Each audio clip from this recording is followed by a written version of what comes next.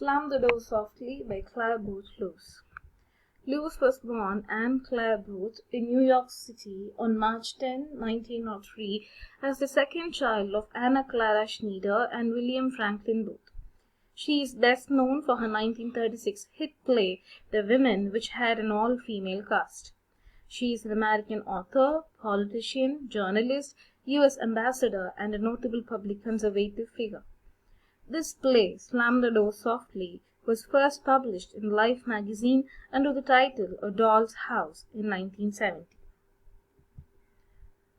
Moving into the play, the central characters in the play are Nora and Thor, and they are also the only characters that are present in the play. The play starts off with Nora and Thor having a conversation. Nora is trying to tell that she needs to have a career and a job now that the children are at school. She wants to have a personal time for herself. Thor, who had been continuously ignoring her for a very long time, finally pays attention when Nora decides to leave. And then there's a lot of argument going on between Nora and Thor, and finally Nora leaves the place to have a better future for herself. Identity crisis in the play. The woman's identity is stolen by the society. For example, Nora, who is basically from Wellesley, was a different person when she was growing up and when she was in her college, and she became a very different person after her marriage.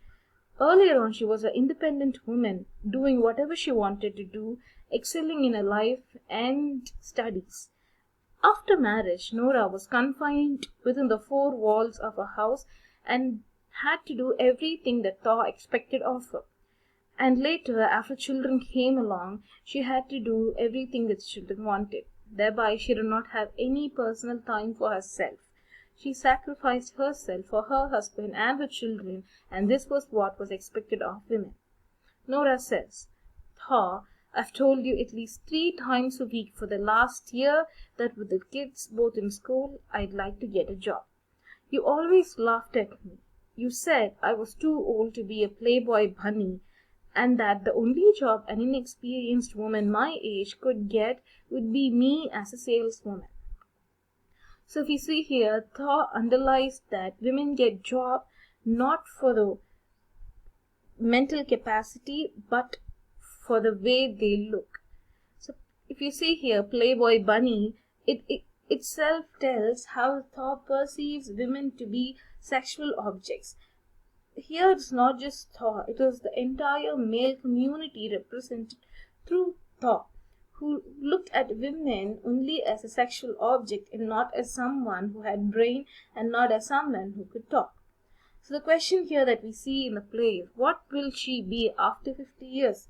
So there's an advertisement in a newspaper where the woman is sitting by an insurance office waiting to collect money of her retired dead husband.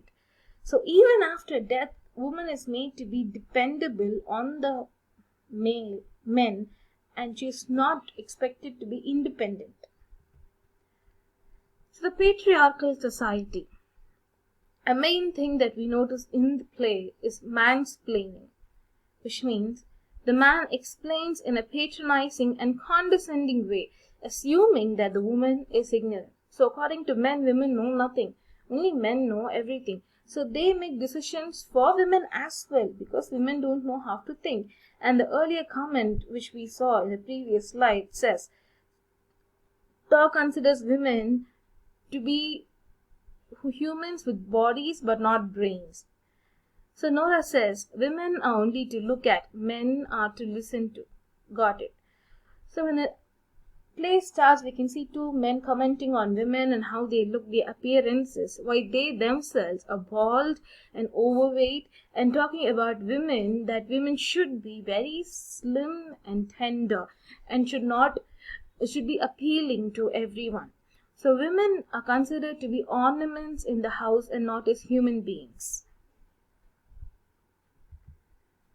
So next we come to Freud, who says anatomy is destiny. The way you think depends on how your body works. And everything that women do It is associated with their uterus and not with their brains. Nora says, when a man can't explain a woman's actions, the first thing he thinks about is the condition of her uterus. Thor, if you were leaving me and I didn't know why, would I ask first thing if you were having a prostate trouble? So when Nora says that she wants to leave and she wants to take a job and be an independent woman, the first thing that Thor says is if she is menstruating. So if a woman is menstruating, it is made to think that woman is not thinking straight. She is mentally ill when she is menstruating. This is a very wrong stereotype that has been portrayed all around the world for a very long time. The uterus and the woman's brain have no connection at all. The two things are two separate things. And the next thing that he comes up with, jealousy. That she is jealous of Thor's happiness. She is jealous that all of them are happy and she is not.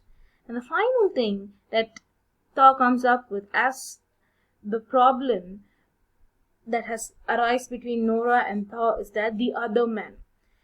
So when something is wrong, when the woman tells something is wrong, I want to do something new, it is immediately assumed that either something is wrong with her uterus or she's jealous of others or there's another man who's involved in her life. It never occurs to Thor that she has a brain and she has thought of something for herself. So we can see there's a power imbalance that goes on throughout the play and in the then society as well. So men are considered to be more powerful than women.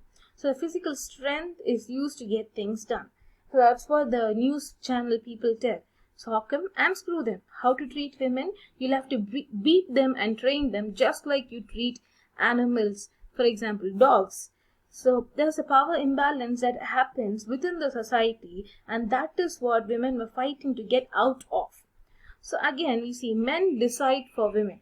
Thor says, my God, Nora, what more can a woman want than a nice home, fine children, and a husband who adores her? So this is what men think women want. Women want a nice home, good children, and husband. That is all. Nothing else a woman wants. So this is what happens when man decides for women. They don't even consider them to have desires or feelings. So objectification of women in advertisements. So everything that we see, women to sell something, the woman's naked body is present there. It is present there to allure women. So we don't understand what does a naked woman have to do for selling a perfume or even chocolates. So that is what society works. It looks at women just as sexual objects and not as humans with intellectual abilities. The title here is very significant. Nora, in the end of the play, slams the door softly because she still has love for him. Nora understands that whatever Thor is talking is not originating from his own brain, but that is what has been happening all around him, and naturally we learn from the society. The door here, in the picture as we see, the door here is Nora's freedom, and Thor here represents the male sex. So the male are making it enable for the woman to attain freedom.